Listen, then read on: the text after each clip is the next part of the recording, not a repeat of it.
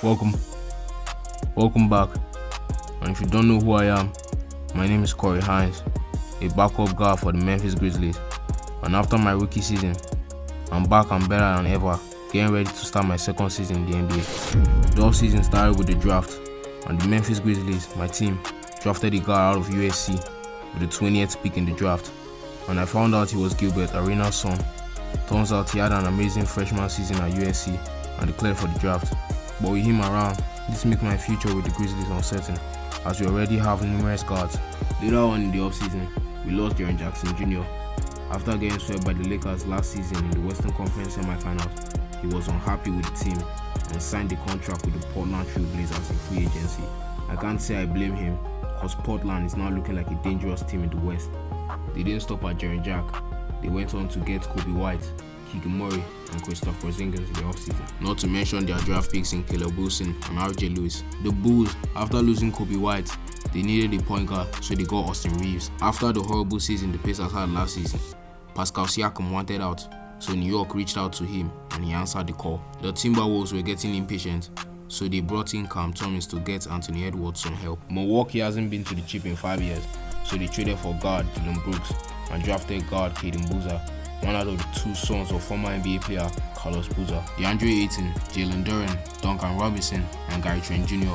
all signed contracts with the Miami Heat in the offseason. The Pacers acquired Daniel Gafford, and the trade they made to send Pascal Siakam to New York was for OG Anunoby. Utah traded Hunter Dickinson in his second season in the NBA to Houston for Fred VanVleet, but for Hunter Dickinson, he's going to be teaming up with the second overall pick, Darren Peterson. The offseason was crazy, but as for me, I'm back for my second season with the Memphis Grizzlies, and my plan is to get myself acclimated so the Grizzlies don't see me as a dispensable player now that our guard rotation is going to be crazy.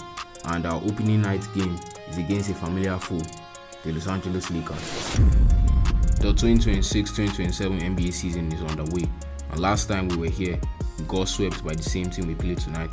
So this is personal not just to the whole team, but the whole organization. And early on, the Lakers came out hot, ready to go. And then Bobby Portis got it going for us. He's been a big factor for our team, and I'm not just saying that because of his size. He averaged 11 points last season, and at this point I can't even imagine the team without him. As for the rookie, he had a great game, dropped 23 and 5 in his debut. The coaching staff put him as a star right now. And as for LeBron, year 24, and he hasn't said anything regarding his retirement. Well, me, I didn't get any playing time this game, because whenever the Lakers scored, we came back and it was back and forth action. And questions would arise if Ja Morant was going to leave Memphis, but he said this was his team and he's not going anywhere. And Operation Get Back on the Reigning Champs was a success, and we start the season on go mode. In another home game, we played the Atlanta Hawks. Trae Young was hot out of the oven. He made about 5 threes this game, and the Hawks were projected to be a very good team in the East this year. And this man Trae Young dropped 31 and 11 on us, making shots from deep. He gave Ja Morant all the work in every way possible, but we still somehow ended up winning the game by 1. Ja had 22 and 8, and I didn't even get any playing time. We started the season with a nice little win streak. That was until the Nuggets gave us our first L in blowout fashion, and I jumped into my first game of the season and made few plays that didn't really change the score. Our next game was a big one. OKC will come into Memphis to try to get their revenge from last season. We gave the Thunder belt to us in the first round of last year's playoff, and we already know they are looking to get revenge. So the idea for us is to try to get going as early as possible, because if there's one thing I know, OKC doesn't take losses to weaker teams like me. So they are looking to cut off our heads tonight, but we started the game strong. And even though J-Dub was on fire early on, not to mention Chet was getting involved offensively, SGA went ahead and silently dropped 28 points. And Ja didn't have a high scoring game, but he was cooking. He finished the game with 21 points, but the way he was hooping, you'd think he had 30. And with Desmond Bain coming off screens and letting it rain, we had a comfy lead in the third quarter. And Ja Morant would not stop the rain. Next thing you know, our rookie was getting buckets. And in the fourth quarter, we were up by 17 with less than 2 minutes left. So the coaching staff sent the starters to the bench, and SGA was pissed off as I hopped in and started cooking the second unit, and we won by 17. We carried this act on the road as we came into Houston and whooped their ass so bad, coach put me in with 5 minutes left, enough time for me to build chemistry with our rookie and get my stats up in the process. And my highlight of the night, I sat a man down, and that mid-range shot was money. De'Aaron Fox signed a 4-year contract with the Boston Celtics in the offseason, And when we played the Celtics for the first time this season, we were able to secure the win, and I got in and put on the show for the fans late in the game. We had a huge game coming up at home, and Morant got injured, so for the first time in my NBA career, I'm the starting point guard. And for my first game starting, we play a dangerous team out west, Victor Wembanyama and the San Antonio Spurs. This team is only getting better, and Victor Wembanyama is now a household name in the league. And at this point of his career, he's looking to lead the Spurs to a championship very soon. But enough about Wemby. This game was about me, as I was balling out and kept my team in the game, even when dogs like their rookie were cooking. You all know that Anthony Edwards look-alike from Baylor University.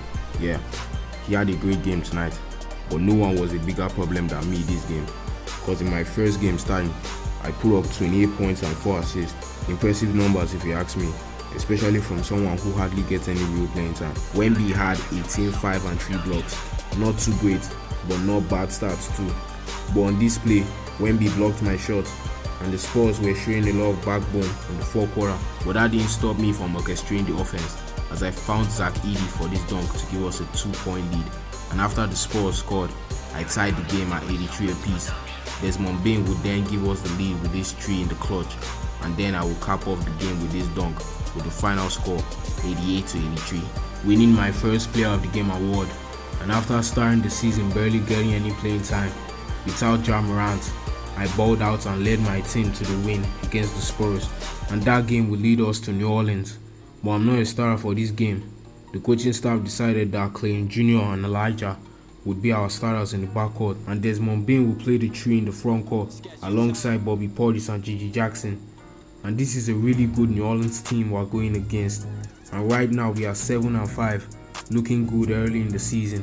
And with Morant being few days away from his return to the team, this is an opportunity for me to prove my worth in the Smoothie King Center. I checked in with less than 4 minutes left in the first quarter, and we were down bad, down 13 to be exact. So I quickly came in and started orchestrating the offense, but my teammates were just off tonight. And a piece that made this Pelican team as tough as they were was D'Angelo Russell. D'Lo just couldn't seem to catch a break from getting traded, while our offense got better with me in the game as I made this tough shot over Zion. Next play, D'Angelo Russell went ahead and got a bucket, and the play after that, I got an assist from a teammate for an easy 2. And just like that, we started to get back into the game. The combination of my scoring and passing skills made this game close in the second quarter. On my way to the basket, I got blocked by John Ibram, but I quickly shook it off and cashed out a mid-range shot over CJ McCollum, and he immediately responded with a bucket of his own on the other end. Not ducking any smoke, I dribbled the ball through the defense and got an easy layup. Right after that, I bodied my way to the rim and got a dunk. CJ definitely got mad after that, cause he pulled up a 3 and drained it over me. The way I was dishing the rock, you'd think I was the lunch lady at the cafeteria. I had 10 assists tonight, setting a new career high. I made sure everybody got fed on my team, so I could occasionally muscle my way to the rim and get the and 1. I knocked down my free throw to get us a 3-point lead in the third. Next thing I know, D'Angelo went on a personal run by himself and gave his team a lead in the fourth quarter. This man D'Angelo took this game more personal than anybody on the court, and he dropped 19 off the bench. Between him and CJ, I couldn't tell you who was more of a problem, but CJ had 23 though. My boy Zach had a great game, as he was getting anything he wanted in the paint. This 3 by CJ McCollum gave the Pelicans a 10-point lead. Then I went on an 8-point run all by myself and reduced that lead to 2. CJ McCollum would hit an R3, and down 5, Desmond Bane cuts the lead down to 2 with a beautiful 3, keeping us in the game. Zion extends that lead to 4, but we were able to tie the game at 95 until CJ hit a 3. Then we had to fight back and get back in the game.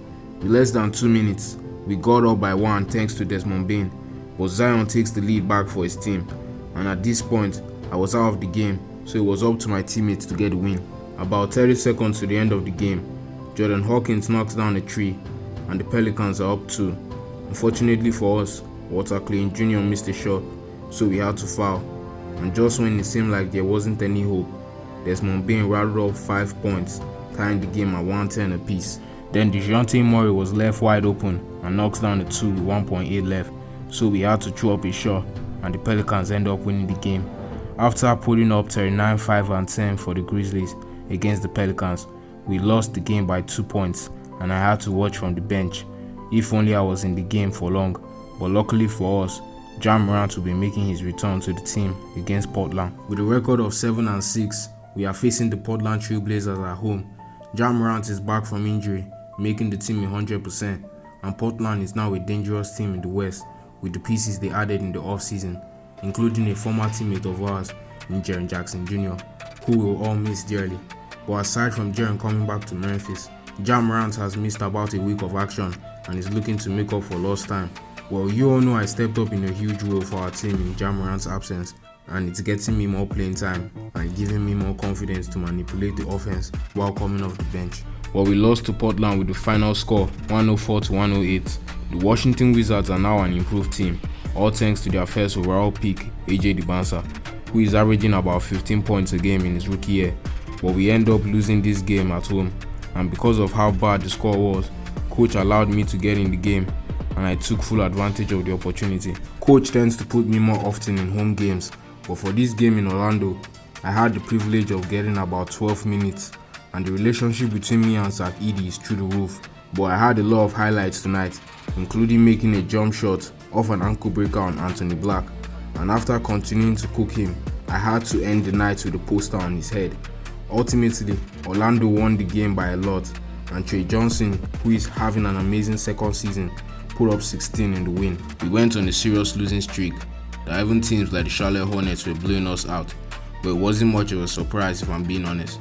The Hornets are now sitting at 8 in the East, and this happened right after they made some trades in the trade deadline, bringing in about 3 new players, including Mark Says, who has been a great addition to their team. After that, we went on a road trip which started in Dallas, and we finally broke the losing streak by beating the Mavericks by 21.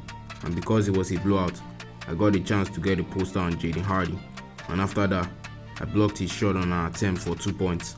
Then I got the rebound, blew by the entire team and laid it up. I was hooping so well that guys like Kyrie and PJ Washington called me the X Factor. Continuing our road trip, we're in Brooklyn. The Nets drafted Malik Thomas out of Arkansas in the lottery, and if you ask me, that might have been a great move for them after losing Cam Thomas in free agency. On this play, Elijah Arenas gets the and one but misses his free throw, but it didn't matter as we lost to the Brooklyn Nets. Next thing I know, we're in Detroit. The Pistons were a team to watch out for in the Eastern Conference, but Morant started this game strong. He didn't give a damn about how good the Pistons were, and the Pistons had Anthony Simons now as he busts down a tree to get his team going, with Zach Edey abusing Isaiah Stewart in the paint, and the guard combination of Kidd and Anthony Simons. This game was tight. We had guys like Desmond Bane who was getting buckets every which way, attacking the basket or coming off screens and knocking down trees. Let's just say no one could guess who was going to win this game in the first quarter alone. But when the second quarter came around, Kidd was cooking Ja. Kidd is arguably one of the best players in the league now, top 5 in my opinion. So the fact that Ja couldn't keep up with him wasn't a surprise to me. Right now he's up there with Luka, Jokic, Anthony Edwards, and even SGA, and he had 45 tonight. I can't even imagine being in Morant's shoes.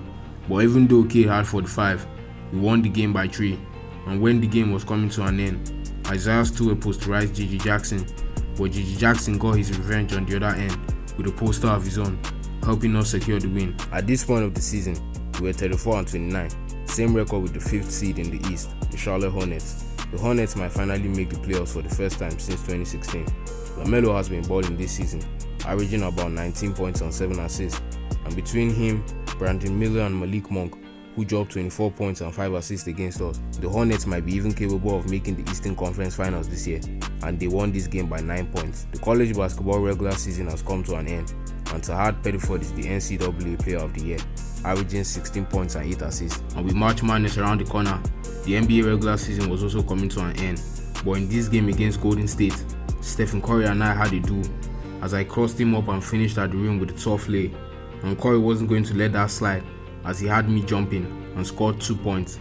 The Warriors drafted big man Chris Sanak out of Houston, but we were still able to beat a fully healthy Golden State team, and Mr. Chef Curry had to end the game with a 3 in the corner. Approaching the end of the regular season with about 5 games left to be played, we went to Toronto. The Raptors drafted Kawhi out of Arizona, and despite his 20-point game tonight, we still ended up beating the Raptors. We played the last game of the season in Sacramento, and the Kings have the worst record in the West, but it's looking like they have a bright future with guys like Mikel Brown Jr., aka Rookie of the Year, also Braden Boris teaming up with Mikel in the backcourt. There's a lot of excitement growing in Sacramento for sure. But as for us, we finished the season with 47 wins, including this game against the Kings, making us the 6th seed in the West. And I finished the season averaging 6 points and 1 assist. But the Kings drafted Joshua Jefferson and Sean Abayev, giving them a total of 4 rookies in their rotation. Now that the regular season is over, it's that time of the year. The 2027 NBA playoffs is upon us, and every team is locked in. And I know I might not get any playing time in the playoffs, but I'm still excited. It's time for war. As the 6th seed, we go against the 3rd seed, OKC, and it seems like no matter what we do, we can't escape OKC in the first round of the playoffs. And as the higher seed, OKC took care of business in Game 1, so Game 2 meant a lot to us. If we wanted to close out this series victoriously, we could not have a Game 7. SGA finished the regular season pulling out 24, 5 and 3, but OKC came out struggling in Game 2, and we had a 8-0 lead in the first quarter. And our leader, Morant, who averaged 23, 5 and 4 in the regular season, had 28 points in Game 2. But the one player OKC couldn't stop on our team was Zach Edey, so we fed him the ball every time. But in the fourth quarter, OKC had a 20-point lead with less than 2 minutes to go, and SGA had 32 points. This game was over. So coach put me in the game to get some burn, and down 0-2, we needed all the momentum we could get to try to even the series in Game 3 and 4 at home. Coming into Game 3, everyone was locked in, but I wish I could do more for my team instead of just being the bench warmer who only gets playing time in blowout games. And it seemed like OKC just wasn't the same team they were in Games 1 and 2, because Desmond Bane had 24 points in Game 3 and he led us to the victory, making this series 2-1. And now we look forward to tying the series in Game 4. Our main objective in Game 4 was to tie the series, and even though OKC started Game 4 strong, Gigi Jackson helped us secure the win, and this series is tied up heading into Game 5. And if we're able to win our series against OKC, we'll have to face Anthony Edwards and the Minnesota Timberwolves in the second round as they close out their series against the Lakers in Game 5. For our Game 5, we're in Oklahoma City, and we have the awareness that losing this game would mean the only way to win this series is in the Game 7. And sure enough, OKC defeated us in Game 5, and we're right back home for Game 6. And now Game 6 is a game we could not afford to lose, and then the unexpected happened. Number 8 for OKC, Jalen Williams, dropped 31 in Game 6. While coach was preparing schemes for us to lock up SGA before the game, he forgot about J-Dub, and J-Dub pulled on his shoe in Game 6. Almost didn't miss a shot. The ball was in his hands whenever he was on the court, and after embarrassing us in Game 6, OKC won the series and will now be moving on to the next round against Minnesota, bringing our season to an end. My second season in the NBA is over, and for the second time in a row, we couldn't go all the way. They say karma is real, and this loss to OKC is a perfect example in my opinion. But as we endured the shame of being eliminated in the first round, OKC ended up going to the NBA Finals against the Detroit Pistons, and after 7 games, Cade Cunningham was able to lead Detroit to the promised land, and Greg Winston is already an NBA champion in year 2. Once again, another year, no championship to show for it. But now I'm going to dedicate the offseason to working on my game, because it's not enough to just make the league. Longevity is key. But for now, it's time to put in the work, because Cory Hines Season 3 is on the way.